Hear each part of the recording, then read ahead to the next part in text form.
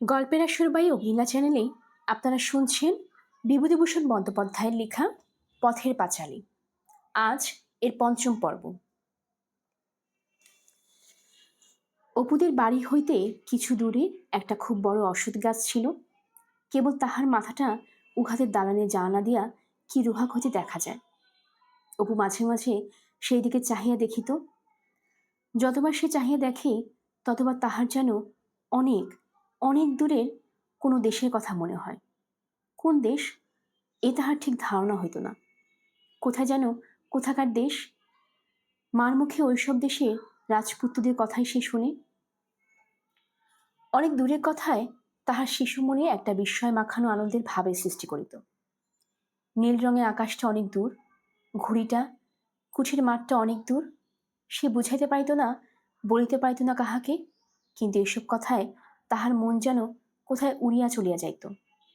এবং সর্বাপেক্ষা কৌতুকের বিষয় এই যে অনেক দূরের এই কল্পনা তাহার মনকে অত্যন্ত চাপিয়া তাহাকে যেন কোথায় লইয়া ফেলিয়াছে। ঠিক সেই সময়ে মায়ের জন্য তাহার মন কেমন করিয়া উঠিত। যেখানে সে যাইতেছে সেখানে তাহার মা নাই। অমনি মায়ের কাছ থেকে যাইবার জন্য মন আকুল হইয়া পড়িত। কতবার যে এরকম হইয়াছে। আকাশে গায়ে অনেক দূরে একটা চিল উড়িয়া যাইতেছে। ক্রমে ক্রমে ছোট ছোট হইয়া নীলুদের তালগাছের উঁচু মাথাটা পেছনে ফেলিয়া দূর আকাশে ক্রমে মিলিয়া যাইতেছে। চাহিয়া দেখিতে দেখিতে যেমন উড়ন্ত চিলটা দৃষ্টিপথের বাহির হইয়া যাইত, অমনি সে চোখে নামাইয়ার লোক বাহির বাটি হইতে এক দৌড়ে রান্নাঘরের দাওয়ায় উঠিয়া গৃহকার্যরত মাকে জড়াইয়া ধরিত। মা বলিত, দেখো দেখো ছেলে কাণ্ড দেখো, ছাড় ছাড়, দেখছিস সরকি হাত। ছাড়ো মানিক আমার, সোনা আমার, তোমার জন্য এই দেখো চিংড়ি মাছ ভাবছি। তুমি যে চিংড়ি মাছ ভালোবাসো। হ্যাঁ, দুষ্টুমি করো না, ছাড়ো। আহারাদির পর দুপুরবেলা তাহার মা কখনো কখনো জানলার ধারে আঁচল পাতিয়া শুইয়া ছেঁড়া কাঁসা দিয়ে ভাতখানা সুর করিয়া পড়িত। বাড়ির ধারে নারিকেল গাছটাতে শঙ্খচুল ডাকিত। অপু নিকটে বসিয়া হাতের লেখা ক খ লিখিতে লিখিতে এক মনে মায়ের মুখের মহাভারত পড়া শুনিত। দুর্গাকে তাহার মা বলিত, একটা পান সেজে দিত দুর্গা। অপু বলিত, মা সেই ঘুটে কুড়ানো গল্পটা। তাহার মা বলে, ঘুটে কুড়ানো কোনো গল্প বলতো? ওই সেই হরিহরের? সে তো অন্নদামঙ্গলে আছে, এতে তো নেই। পরে পান মুখে দিয়া সুর করিয়া পড়িতে থাকিত, রাজা বলে শুন শুন মুনির নন্দন, কহিব পূর্ব কথা না যায় বর্ণন। সোমদত্ত নামে রাজা সিন্ধু দেশে ঘর, দেবদ্বিজে হিংসা সদা অতি। অপু অমনি মায়ের মুখের কাছে হাতখানি পাতিয়া বলিত, আমায় একটু পান। মা চিবানো পান নিজের মুখ হইতে ছেলে প্রসারিত হাতের উপর রাখিয়া বলিত, এহ, বড্ড তেতো, এ ক্ষয়েরগুলোর দোষ। রোজ হাটে বারণ করি, ও ক্ষয় যেন না আনে, তবুও। জানালার বাহিরে বাঁশবনের দুপুরে রৌদ্র মাখানো শ্যাওড়া ঘেটু বনের দিকে চাহিয়া চাহিয়া মহাভারতের, বিশেষত কুরুক্ষেত্রের যুদ্ধের কথা শুনিতে শুনিতে সে তন্ময় হইয়া যায়। মহাভারতের সমস্ত চরিত্রের মধ্যে কর্ণের চরিত্র বড় ভালো লাগে তাহার কাছে। ইহার কারণ কর্ণের উপর তাহার কেমন একটা মমতা হয়। রথের চাকা মাটিতে পুঁতিয়া গিয়াছে, দুই হাতে প্রাণপণে সেই চাকা মাটি হইতে টানিয়া তুলিবার চেষ্টা করিতেছেন। সে নিরস্ত্র অসহায় বিপন্ন কর্ণের অনুরোধ মিনতি অপেক্ষা করিয়া অর্জুন তীর ছুঁড়িয়া তাহাকে মারিয়া ফেলিলেন। মায়ের মুখে সেই অংশ শুনিতে শুনিতে দুঃখে অপু শিশুহৃদয় পূর্ণ হইয়া উঠিত। চোখের জল বাগ মানিত না, চোখ ছাপাইয়া তাহার নরম তুলতুলে গাল বাহিয়া গড়াইয়া পড়িত। সঙ্গে সঙ্গে মানুষের দুঃখে চোখে জল পড়া যে আনন্দ, তাহা মনোরাজ্যে নব অনুভূতির সজীবত্ব লইয়া পরিচিত হইতে লাগিল। জীবন পথের যেদিক মানুষের চোখের জলে, দীনতায়, মৃত্যুতে, আশাহত ব্যর্থতায়, বেদনায় করুণ, পুরনো বইখানা ছেঁড়া পাতায় ভরপুর গন্ধ, মায়ের মুখের মিষ্টি সুরে, রৌদ্র ভরা দুপুরের মায়া, অঙ্গুলি নির্দেশ, তাহার শিশুদৃষ্ট অস্পষ্টভাবে সে পথের সন্ধান পাইত। বেলা পড়িলে মা গৃহকার্যে উঠিয়া গেলে সে বাহিরে আসিয়া রোয়াকে দাঁড়াইয়া দূরে সে অশ্বত্থ গাছটার দিকে এক একদিন চাহিয়া দেখে। হয়তো কড়া চৈত্র বৈশাখের রৌদ্রে গাছটার মাথা ধোয়া ধোয়া অস্পষ্ট, নয়তো বৈকালের রাঙা রোদ অলসভাবে গাছটার মাথায় জড়াইয়া আছে। সকলের চেয়ে ওই বৈকালের রাঙা রোদ মাখানো গাছটার দিকে চাহিয়াই তাহার মন কেমন করিত। কর্ণ যেন ওই অশ্বত্থ গাছটার ওপারে আকাশের তলে অনেক দূরে কোথায় কখনো মাটি হইতে রথের চাকা দুই হাতে প্রাণপণে টানিয়া তুলিতেছে। রোজই তোলে মহাবীর, কিন্তু চিরদিনের কৃপার পাত্র কর্ণ। বিজয় বীর অর্জুন নহে, যে রাজ্য পাইল মান পাইল, রথের উপর হইতে বাণ ছুড়িয়া বিপন্ন শত্রুকে নাশ করিল। বিজয়ী কর্ণ, যে মানুষের চিরকালে চোখের জলে জাগিয়া রহিল, মানুষের বেদনায় অনুভূতিতে সহচর হইয়া বিরাজ করিল, সে। এক একদিন মহাভারতের যুদ্ধের কাহিনী শুনিতে শুনিতে তাহার মনে হয় যুদ্ধ জিনিসটা মহাভারতে বড় কম লেখা আছে। ইহার অভাব পূর্ণ করিবার জন্য এবং আশ মিটাইয়া যুদ্ধ জিনিসটা উপভোগ করিবার জন্য সে এক উপায় বাহির করিয়াছে। একটা বাখারি কিংবা হালকা কোনো গাছের ডালকে অস্ত্রস্বরূপ হাতে লইয়া সে বাড়ির পিছনে বাঁশবাগানের পথে অথবা বাড়ির উঠোনে ঘুরিয়া বেড়ায় ও আপন মনে বলে, তারপর দ্রোণ তো একেবারে 10 বাণ ছুড়লেন, অর্জুন করলেন কি? একেবারে 200টা বাণ দিলেন মেরে। তারপর ওহ, সে কি যুদ্ধ, কি যুদ্ধ!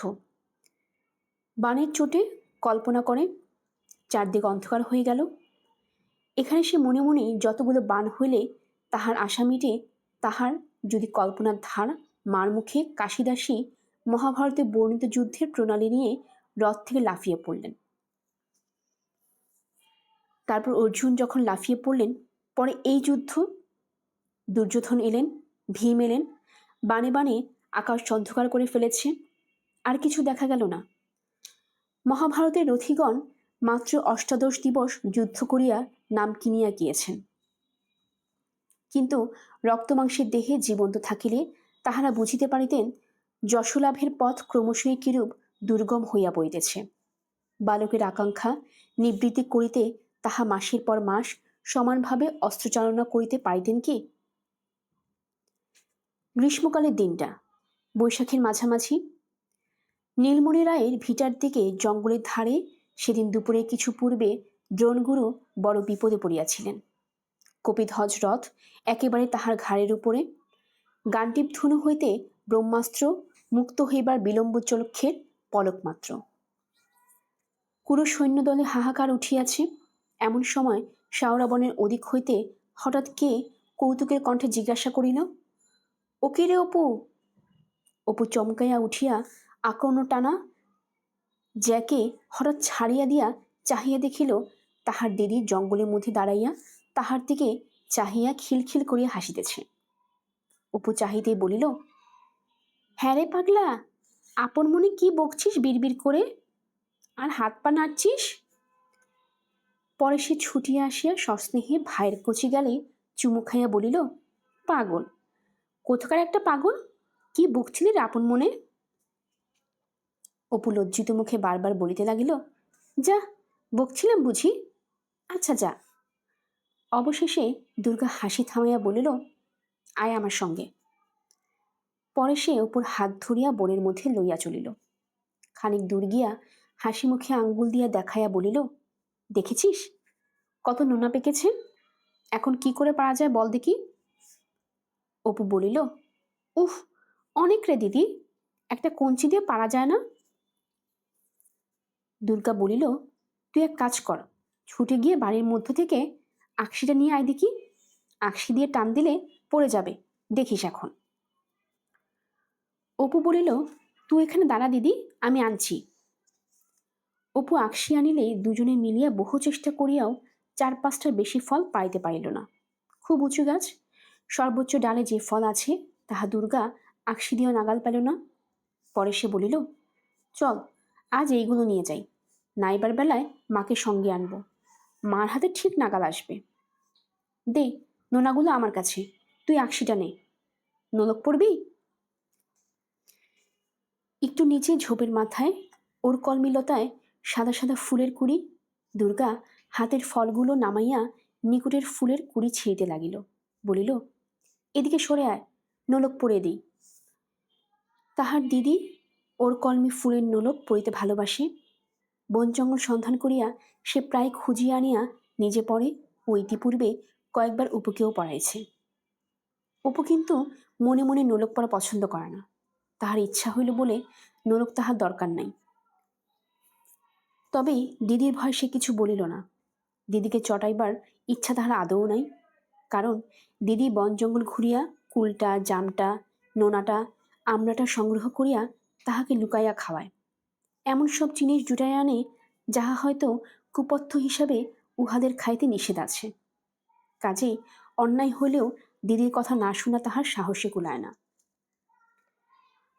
একটা কুড়ি ভাঙিয়া সাদা জলের মতো যে আঠা বাহির হইল, তাহার সাহায্যে দুর্গা অপুর নাকে কুড়িটি আটিয়া দিল। পরে নিজেও একটা পড়িল। তারপর ভাইয়ের চিবুকে হাত দিয়া নিজের দিকে ভালো করিয়া ফিরাইয়া বলিল, দেখি কেমন দেখাচ্ছে। বাহ, বেশ হয়েছে, চল মাকে দেখাই গে। অপু লজ্জিত মুখে বলিল, না দিদি, চল না, খুলে ফেলিস না যেন, বেশ হয়েছে। বাড়ি আসিয়া দুর্গা নোনা ফুলগুলি রান্নাঘরে দাওয়ায় নামাইয়া রাখিল। সর্বজয় রাঁধিতে ছিল দেখিয়া খুব খুশি হয়ে বলিল, কোথায় পেলি রে? দুর্গা বলিল, ওই লিচু জঙ্গলে অনেক আছে, কাল গিয়ে তুমি পারবে মা, এমন পাকা একেবারে সিঁদুরের মতো রাঙা। সে আড়াল ছাড়িয়া দাঁড়াইয়া বলিল, দেখো মা। অপু নোলক পড়িয়া দিদির পিছনে দাঁড়াইয়া আছে।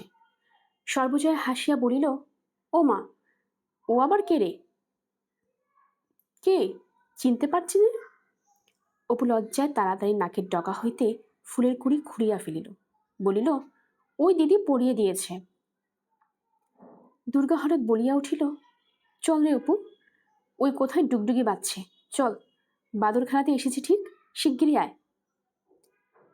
আগে আগে দুর্গা ও তাহার পিছনে পিছনে অপু ছুটিয়া বাটির বাহির হইয়া গেল। সম্মুখের পথ বাহিয়া বাদর নয়, ওপাড়ার চিনিবাস ময়রা মাথায় করিয়া খাবার ফেরি করিতে বাহির হইয়াছে। ওপাড়ায় তাহার দোকান, তাছাড়া সে আবার গুড়ের ও ধানের ব্যবসাও করে, কিন্তু পুঁজি কম হওয়ায় কিছুতেই সুবিধে করতে পারে না। অল্পদিনে ফেল মারিয়া আসে। তখন হয়তো মাথায় করিয়া হাঁটি হাঁটি আলু পটল, কখনো পান বিক্রয় করিয়া বেড়ায়। শেষে তাতেও যখন সুবিধা হয় না, তখন হয়তো সে ঝুলি ঘাড়ে করিয়া জাত ব্যবসা আরম্ভ করে। পরে হঠাৎ একদিন দেখা যায় আবার পাথুরে চুন মাথায় করিয়া বিক্রয় করিয়া বেড়াইতেছে। লোকে বলে, একমাত্র মাছ ছাড়া এমন কোনো জিনিস নাই যাহা তাহাকে বিক্রয় করিতে দেখা যায় নাই। কাল দশহরা, লোকে আজ হইতে মুরগি সন্দেশ কিনিয়া রাখিবে। চিনিবাস হরিহর রায় দুয়ার দিয়া গেলেও এ বাড়ি ঢুকিল না, কারণ সে জানে এ বাড়ির লোক কখনো কিছু কেনে না। তবুও দুর্গা অপুকে দরজা দাঁড়িয়া থাকিতে দেখিয়া জিজ্ঞাসা করিল, চাই নাকি? অপু দিদির মুখের দিকে চাহিল। দুর্গা চিনিবাসের দিকে ঘাড় নাড়িয়া বলিল, না। চিনিবাস ভুবন মুখর্জির বাড়ি গিয়া মাথার চাঙারি নামাইতে বাড়িতে ছেলে মেয়েরা কলরব করিতে করিতে তাহাকে ঘিরিয়া দাঁড়াইল। ভুবন মুখর্জি অবস্থাপন্ন লোক, বাড়িতে ৫-৬টা গোলা আছে। এ গ্রামে অন্নদারায়ের নিচে জমি জমা ও সম্পত্তি বিষয়ে তাহার নাম করা যাইতে পারে। ভুবন মুখর্জির স্ত্রী বহুদিন মারা গিয়াছেন। বর্তমানে তাহার সেজু ভাইয়ের বিধবা স্ত্রী এ সংসারের কর্ত্রী। সেজু বউ এর বয়স ৪০-এর উপর হইবে। অত্যন্ত কড়া মেজাজের মানুষ বলিয়া তাহার খ্যাতি আছে। সেজু বউ একখানা পাঁজা পিতলের সরা কিনিয়া চিনিবাসের নিকট হইতে মুরগি, সন্দেশ, বাতাসা দশহরা পূজার জন্য লইলেন। ভুবন মুখর্জির ছেলে মেয়ে ও তাহার নিজের ছেলে সুনীল সেইখানে দাঁড়াইয়া ছিল, তাহাদের জন্য খাবার কিনিলেন। পরে অপুকে সঙ্গে লইয়া দুর্গা চিনিবাসের পিছন পিছন ঢুকিয়া উঠানে আসিয়া দাঁড়াইয়া আছে দেখিয়া সেজু বউ নিজের ছেলে সুনীলের কাঁধে হাত দিয়া একটু ঠেলিয়া দিয়া বললেন, যাও না, রকে উঠে গিয়ে খাও না, এখানে ঠাকুরের জিনিস, মুখ থেকে ফেলে এটো করে বসবে। চিনিবাস চাঙারি মাথায় তুলিয়া পুনরায় অন্য বাড়ি চলিল। দুর্গা বলিল, আয় অপু, চল দেখি গে টুনুদের বাড়ি।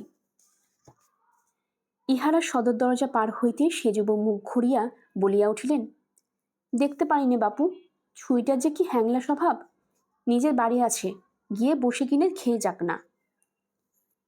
তা না, লোকের দৌড় দৌড়, যেমন মা তেমনই ছা। ইহাদের বাটির বাহির হইয়া দুর্গা ভাইকে আশ্বাস দিবার সুরে বলিল, চিনিবাসের ভারী তো খাবার, বাবার কাছ থেকে দেখিস, রথের সময় 4টে পয়সা নিব, তুই দুটো আমি দুটো, তুই আমি মুরগি কিনে খাবো। খানিকটা পরে ভাবিয়া ভাবিয়া অপু জিজ্ঞাসা করিল, রথেরা কতদিন আছে রে দিদি? কয়েক মাস কাটিয়া গিয়াছে। সর্বজয়া ভুবন মুখুজ্জের বাড়ির কুয়া হইতে জল তুলিয়া আনিল। পিছনে পিছনে অপু মায়ের আঁচল মুঠা পাকাইয়া ধরিয়া ও বাড়ি হইতে আসিল। সর্বজয়া ঘাড় নামাইয়া রাখিয়া বলিল, তা তুই পিছনে পিছনে অমন করে ঘুরতে লাগলি কেন বল দেখি? ঘরকন্যা কাজকর্ম সারবো, তবে তো ঘাটে যাব, কাজ করতে দিবি না নাকি? অপু বলিল, তা হোক, কাজ তুমিও বেলা করো এখন মা, তুমি যাও ঘাটে। পরে মায়ের সহানুভূতি আকর্ষণের আশায় অতীব করুণ সুরে কহিল, আচ্ছা, আমার খিদে কি পায় না? আজ 4 দিন যে খাইনি। খাওয়ানি তো করবো কি, রোদ্দুরে বেরিয়ে বেরিয়ে জ্বর বাঁধিয়ে বসবে, বললে কথা কানে নাও না। সৃষ্টির কাজ করব, তবে তো ঘাটে যাব, বসে তো নেই। যাও, ওরকম দুষ্টুমি করিস নে, তোমাদের ফরমাজ মতো কাজ করার সাধ্যই আমার নেই, যা। অপু মায়ের আঁচল আরো জোর করিয়া মুঠা পাকাইয়া ধরিয়া বলিল, কখনো তোমায় কাজ করতে দেব না, রোজই তো কাজ করো, একদিন বুঝে বাদ যাবে না? এক্ষুনি ঘাটে যাও, না আমি শুনবো না, কারো দিকে কেমন কাজ করবে। সর্বজয়া পুত্রের দিকে চাহিয়া বলিল, ওরকম দুষ্টুমি করো না, ছি, এ হয়ে গেল বলে, আর একটুখানি সবুর করো, ঘাটে যাব, ছুটে এসে তোমার ভাত চড়িয়ে দেব, দুষ্টুমি করে কি? ছাড়ো আচল, কখানা কলপাতার বড় ভাজা খাবি বল দেখি। ঘণ্টাখানেক পর অপু মহা উৎসাহের সহিত খাইতে বসিল। গ্লাস তুলিয়া সে ঢকঢক করিয়া অর্ধেকখানি খালি করিয়া ফেলিয়া পরে আর 2-1 গ্লাস খাইয়া কিছু ভাত পাতে নিচে ছড়াইয়া বাকি জলটুকু শেষ করিয়া হাত তুলিয়া বসিল। কই খাচ্ছিস কই? এতক্ষণ তো ভাত ভাত করে হাঁপাচ্ছিলে। পলতার বড়া, পলতার বড়া, ওই তো সবে ফেলে রাখলি, খেলে কি তবে? সর্বজয়া 1 বাটি দুধ ভাত মাখিয়া পুত্রকে খাওয়াইতে বসিল। দেখি হা কর, তোমার কপালখানা মন্ডা না মিঠাই না, দুটো ভাত আর ভাত, তা ছেলের দশা দেখলে হয়ে আসে। রোজ ভাত খেতে বসে মুখ কাচুমাচু, বাঁচবে কি খেয়ে? বাঁচতে কি এসেছো? আমার জ্বালাতে এসেছো, বই তো নয়, ওরকম মুখ ঘুরিও না, ছি, হাঁ করো লক্ষ্মী, দেখি এই দলাটা হয়ে গেলই গেল। আবার ওবেলা টুনুদের বাড়িতে মনসার ভাসান হবে, তুই জানিস রে বুঝি? শিগগির শিগগির খেয়ে নিয়ে চলো, আমরা সব। দুর্গা বাড়ি ঢুকিল। কোথা হইতে ঘুরিয়া আসিতেছে, 1 পা ধুলা, কপালের সামনে একগোছা চুল সোজা হইয়া প্রায় 4 আঙ্গুল উঁচু হইয়া আছে। সে সবসময় আপন মনে ঘুরিতেছে। পাড়ার সমবয়সী ছেলেমেয়েদের সঙ্গে তাহার বড় একটা খেলাধুলা নাই। কোথায় কোন ছোপে বইচি পাখি, কাদের বাগানে কোন গাছটায় আমের গুটি বাঁধিয়াছে, কোন বাঁশতলায় শেয়াকুল খাইতে মিষ্ট, এসব তাকার নখর দর্পণে।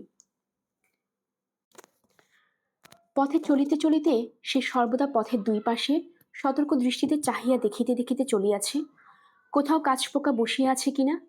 যদি কোথাও কণ্টিকারী গাছের পাকা ফল দেখিতে পাইল, তৎক্ষণাৎ খেলাঘরে বেগুন করিবার জন্য তাহা তুলিতে বসিয়া যাইবে।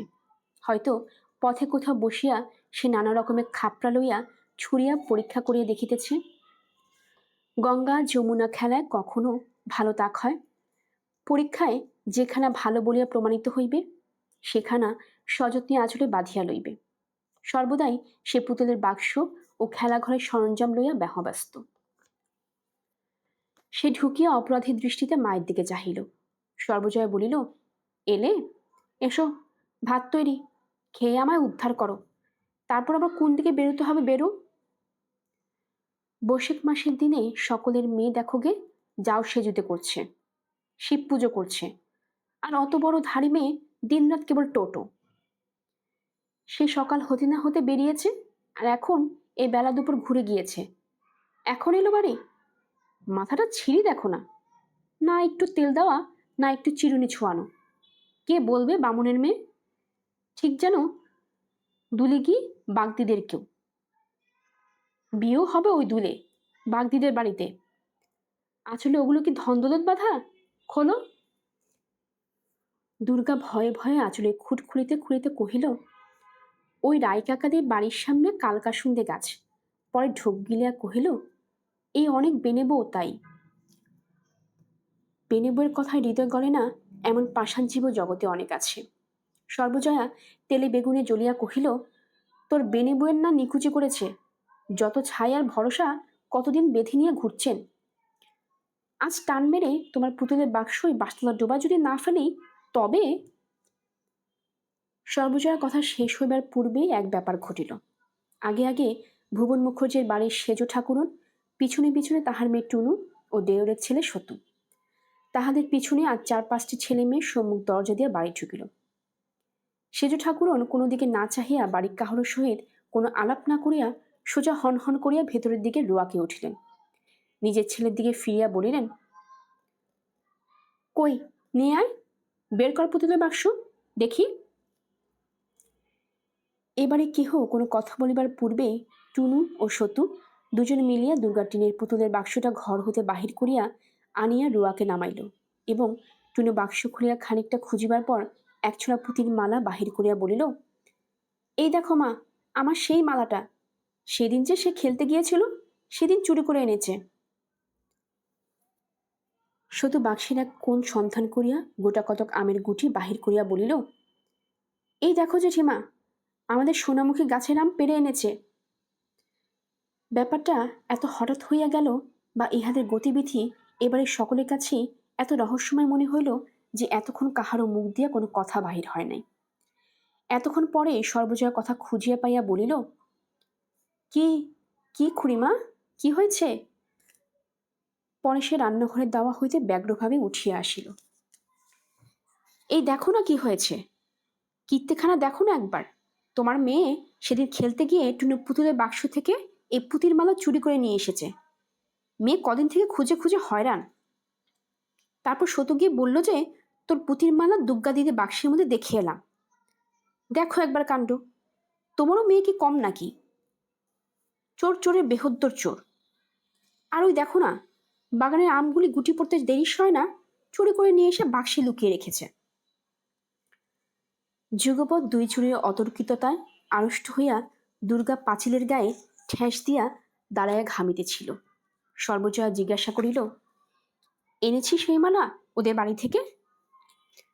দুর্গা কথার উত্তর দিতে না দিতেই সেজ বউ বলিলেন, না আনলে কি আর মিথ্যে করে বলছি নাকি? বলি, এই আম করে দেখো না, সোনামুখীর আম চেনো না নাকি? এও কি মিথ্যে কথা? সর্বজয়া অপ্রতিভ হইয়া বলিল, না সেজু খুড়ি, আপনার মিথ্যে কথা তো বলিনি, আমি ওকে জিজ্ঞেস করছি। সেজু ঠাকুরন হাত নাড়িয়া ঝাঁজের সহিত বলিলেন, জিজ্ঞেস করো আর যা করো বাপু, ও মেয়ে সোজা মেয়ে হবে না আমি বলে দিচ্ছি। এই বছর যখন চুরি বিদ্যে ধরেছে তখন এরপর যা হবে সে টেরই পাবে। চল রে সতু, নে আমি গুটিগুলো বেঁধে নে। বাগানের আমগুলো লক্ষ্মী ছড়া ছুরির জ্বালায় যদি চোখে দেখবার জো আছে। টুনু, মালা নিয়েছিস তো? সর্বজয়ার কি জানি কেমন একটু রাগ হইল। ঝগড়াতে সে কিছু কিছু হটিবার পাত্র নয়। বলিল, পুতির মালা কথা জানি না সেজু খুড়ি, কিন্তু আমির গুটিগুলো সেগুলো পেরেছে কি তলা থেকে কুড়িয়ে এনেছে। তার গায়ে তো নাম লেখা নেই সেজু খুড়ি। আর ছেলে মানুষ, যদি ধরো এনেই থাকে। সেজু ঠাকুরন অগ্নিমূর্তি হইয়া বলিলেন, বলি কথাগুলো তো বেশ কেটে কেটে বলছো। বলি, আমের গুটিতে নাম লেখা নেই হয়নি নি, তোমাদের কোন বাগান থেকে এগুলো এসেছে তা বলতে পারো? বলি, টাকাগুলো তো নাম লেখা ছিল না, তা তো হাত পেতে নিতে পেরেছিলে। আজ 1 বছরের উপর হয়ে গেল, আজ দেব কাল দেব, আসবো এখন ওবেলা, টাকা দিয়ে দিও। ও আর আমি রাখতে পারবো না, টাকা জোগাড় করে রেখেও বলে দিচ্ছি। দলবল সহ সেজ ঠাকুরও দরজা বাহির হইয়া গেলেন। সর্বজয়া শুনিতে পাইল পথে কাহার কথার উত্তরে তিনি বেশ উচ্চকণ্ঠে বলিতেছেন, ও এই বাড়ির ছুরিটা টুনুর বাক্স থেকে এই পুঁতির মালা ছাওয়াটা চুরি করে নিয়ে করেছে কি নিজের বাক্সে লুকিয়ে রেখেছে। আর দেখো না, এই আমগুলো পাশেই বাগান, যত ইচ্ছে পারলেই হলো, তাই বলতে গেলাম তা আমায় আবার কেটে কেটে বলছে। এখানে সেজ বউ সর্বজবার কথার বলিবার ভঙ্গি নকল করিলেন। তা এনেছে ছেলে মানুষ, ওরকম এনেই থাকে, ওতে কি তোমাদের নাম লেখা আছে নাকি? সুর নিচু করিয়া, মাই কি কম চোর নাকি? মেয়ের শিক্ষিকার অমনি হয়েছে, বাড়ির সত্য সব চোর। অপমানে দুঃখে সর্বজয়ের চোখে জল আসিল। সে ফিরিয়া দুর্গা রুক্ষ চুলে গোছা টানিয়া ধরিয়া ডাল ভাত মাখা হাতেই দূর দূর করিয়া তাহার পিঠে কিলের ওপর কিল ও চরের উপর চর মারিতে মারিতে বলিতে লাগিল, আপদ বলে একটা কোত্থেকে সে জুটেছে, মলে আপদ চুকে যায়, মরেও যে বাঁচি, হাড় জুড়ে, বেরো বাড়ি থেকে, দূর হয়ে যা, যা এক্ষুনি বেরো। দুর্গা মার খাইতে খাইতে ভয় খিড়কি দৌড় দিয়া ছুটিয়া বাহির হইয়া গেল। তাহার ছেঁড়া রুক্ষ চুলে গোছা দু এক গাছা সর্বজয়ের হাতে থাকিয়া গেল। অপু খাইতে খাইতে অবাক হয়ে সমস্ত ব্যাপার দেখিতেছিল। দিদি পুঁতির মালা চুরি করিয়া আনিয়াছিল কিনা তাহা সে জানে না। পুঁতির মালাটা সে ইহার আগে কোনোদিন দেখে নাই, কিন্তু আমে গুটি যে চুরির জিনিস নয় তাহা সে নিজেই জানে। কাল বৈকালে দিদি তাহাকে সঙ্গে করিয়া টুনুদের বাগানে আম কুড়াইতে গিয়েছিল এবং সোনামুখীর তলে আম কটা পড়িয়াছিল, দিদি কুড়িয়া লইল সে জানে। কাল হইতে অনেকবার দিদি বলিয়াছে, ও অপু, এবার সে আমের গুটিগুলো জ্বালাবো, কেমন তো? কিন্তু মা অসুবিধাজনকভাবে বাড়ির উপস্থিত থাকায় দরুন উক্ত প্রস্তাব আর কার্যে পরিণত করা সম্ভব হয়নি। দিদির অত্যন্ত আশার জিনিস আমগুলো এভাবে লইয়া গেল, তাহার উপর আবার দিদি এরূপভাবে মারও খাইল। দিদির চুল ছিঁড়ে দেওয়ায় মায়ের উপর অত্যন্ত রাগ হইল। যখন তাহার দিদির মাথার সামনে রুক্ষ চুলের একগুচ্ছা খাড়া হইয়া বাতাসে উড়ে, তখনই কি জানি কেন দিদির উপর অত্যন্ত মমতা হয়। কেমন যেন মনে হয় দিদির কেহ কোথাও নাই, সে যেন একা কোথাও হইতে আসিয়াছে, উহার সাথে কেহ এখনো নাই। কেবলই মনে হয় কেমন করিয়া সে দিদির সকল দুঃখ ঘুচাইয়া দিবে, সকল অভাব পূরণ করিয়া তুলিবে, তাহা দিদিকে সে এতটুকু কষ্টে পড়িতে দিবে না। খাওয়ার পরে অপু মায়ের ঘরের মধ্যে বসিয়া পড়িতে লাগিল, কিন্তু তাহার মন থাকিয়া থাকিয়া কেবলই বাহিরে ছুটিয়া যাইতেছিল। বেলা একটু পড়িলে সে টুনুদের বাড়ি, পটলিদের বাড়ি, নেড়াদের বাড়ি, একে একে সকল বাড়ি খুঁজিল। দিদি কোথাও নাই। রাজখ্রিষ্ট পালিতের স্ত্রী ঘাট হইতে জল লইয়া আসিতেছিলেন, তাহাকে জিজ্ঞাসা করিল, জেঠিমা, আমার দিদিকে দেখেছ? সে আজ ভাত খায়নি, কিছু খায়নি, মা তাকে আজ বড্ড মেরেছে, মার খেয়ে কোথায় পালিয়েছে দেখেছ জেঠিমা? বাড়ির পাশে পথ দিয়া যাইতে যাইতে ভাবিল, বাঁশবাগানে সে যদি বসিয়া থাকে। সেদিকে গিয়া সমস্ত খুঁজিয়া দেখিল। সে খিড়কি দরজা দিয়া বাহির ঢুকিয়া দেখিল বাড়িতে কেহ নাই। তাহার মা বোধ হয় ঘাটে কি অন্য কোথাও গিয়েছে। বাড়িতে বৈকালের ছায়া পড়িয়া আসিয়াছে। সম্মুখে দরজার কাছে যে বাঁশঝাড় ঝুঁকিয়া পড়িয়াছে, তাহার একগাছা ঝুলিয়া পোড়া শুকনো কঞ্চিতে তাহার পরিচিত সেই লেজ ছোড়া হলদে পাখিটা আসিয়া বসিয়াছে। রোজ সন্ধ্যার কিছু পূর্বে সে কোথা হইতে আসিয়া এই বাঁশঝাড়ে ওই কঞ্চিখানার উপরে বসে, রোজ। আরো কত কি পাখি চারিদিকের বনে কিচকিচ করিতেছে। নীলমণি রায়দের পোড়ো ভিটা গাছপালা ঘন ছায়া ভরিয়া গিয়াছে। অপু রোয়াকে দাঁড়িয়া দূরে সেই অশ্বত্থ গাছটার মাথার দিকটা চাহিয়া দেখিল, একটু একটু রাঙা রোদ গাছের মাথায় এখনো মাখানো। একটু একটু রাঙা রোদ গাছের মাথায় এখনো মাখানো। মগডালে একটা কি সাদা মতো ঝুলিতেছে, হয় বক, নয় কাহারও ঘুড়ি ছিঁড়িয়া আটকাইয়া ঝুলিতেছে। সমস্ত আকাশ জুড়িয়া যেন ছায়া আর অন্ধকার নামিয়া আসিতেছে। চারিদিকে নির্জন, কেহ কোনো দিকে নাই। নীলমণি রায়ের পুরো ভিটায় কচু ঝাড়ে কালো ঘন সবুজ নতুন পাতা চকচক করিতেছে। তাহার মন হঠাৎ হু হু করিয়া উঠিল। কতক্ষণ হইল সেই গিয়াছে, বাড়ি আসে নাই। কোথায় গেল দিদি? ভুবন মুখার্জির বাড়ির ছেলেমেয়েরা মিলিয়া উঠানে ছুটাছুটি করিয়া লুকোচুরি খেলিতেছে। রানু তাহাকে দেখিয়া ছুটিয়া আসিল। ভাই, অপু এসেছে, ও আমাদের দিকে হবে, আয় রে অপু। অপু তাহার হাত ছাড়িয়া লইয়া জিজ্ঞাসা করিল, আমি খেলবো না রানুদি, দিদিকে দেখেছ? রানু জিজ্ঞাসা করিল, দুগ্গা? না, তাকে তো দেখিনি।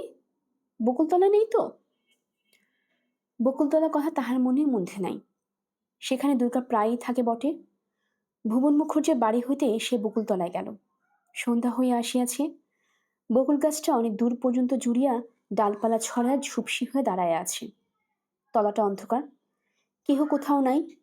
যদি কোনো দিকে গাছপালা আড়ালে থাকে, সে ডাক দিল, দিদি, ও দিদি, দিদি।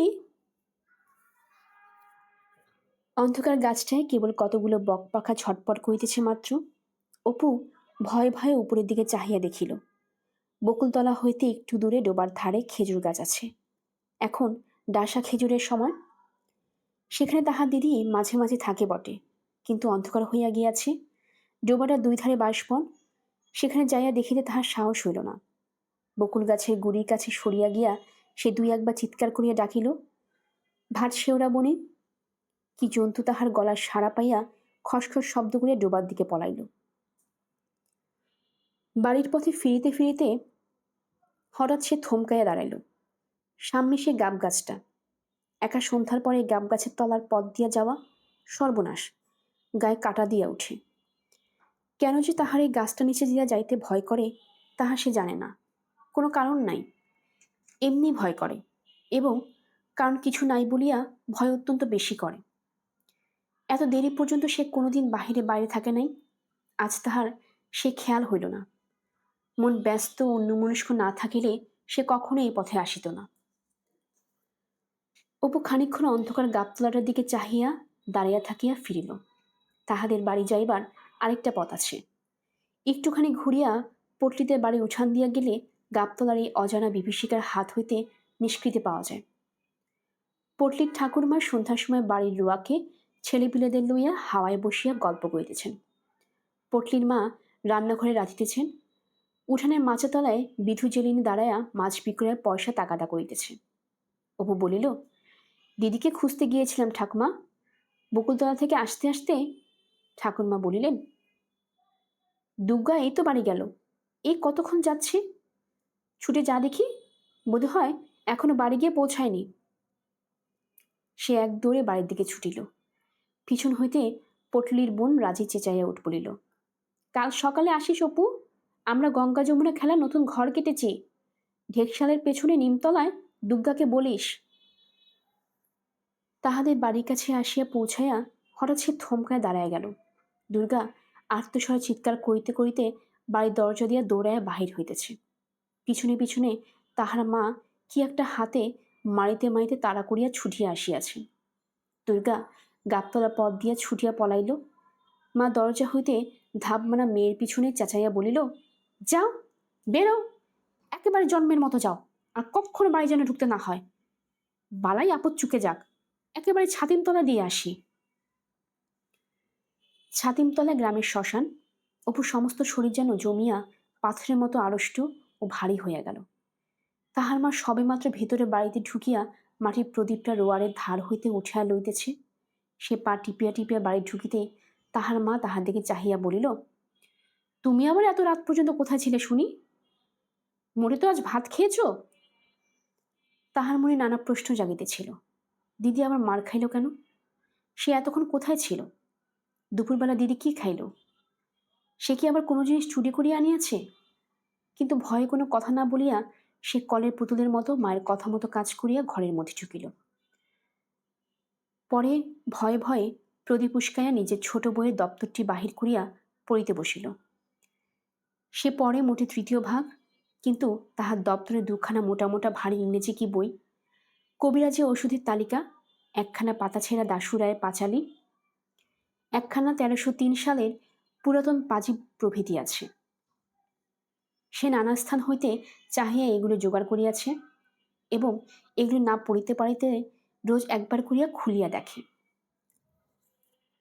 খানিকক্ষণ দেওয়ালের দিকে চাহিয়া সে কি ভাবিল, পরে আরেকবার প্রদীপ উস্কাইয়া দিয়া পাতা ছেঁড়া দাসুরায় পাঁচালিখানা খুলিয়া অন্যমনস্কভাবে পাতা উল্টাইতেছে।